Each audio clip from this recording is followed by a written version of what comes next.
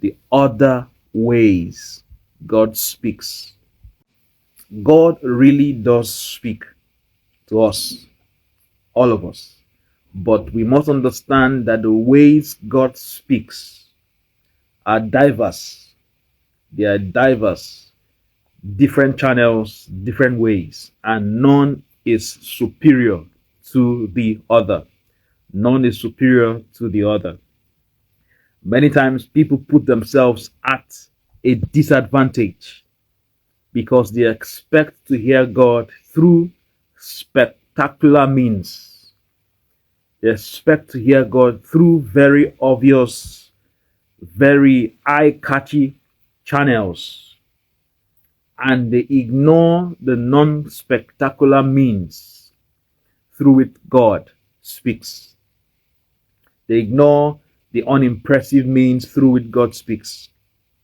And people have lost time, resources, direction when they failed to recognize the ways, the means, the various channels through which God speaks. Now, God does this. I believe personally that God allows us to recognize His voice, speaks to us through non-spectacular means many a times, through unimpressive means many a times, to train our sensitivity, just like a parent and their little children. Sometimes they don't give them things directly. They put it at a distance and tell them, come and have it or go and take it, so that that child will walk, strengthen their legs while going to get that thing. Likewise, God doesn't give us His word directly sometimes to train our sensitivity.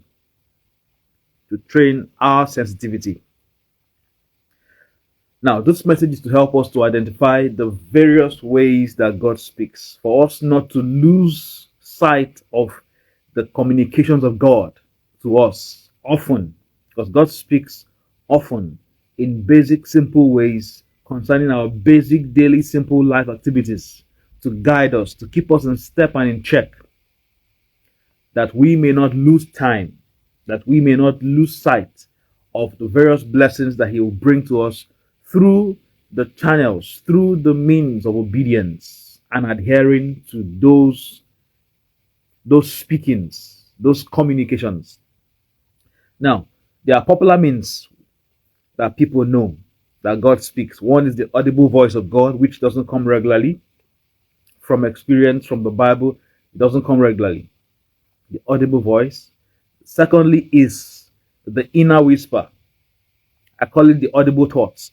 When the thoughts just drops and you know someone spoke that thought to you and you know it's God. So those are spectacular means. Another is visions. Another is dreams and the likes. Maybe you have a dream and someone speaks to you in the dream.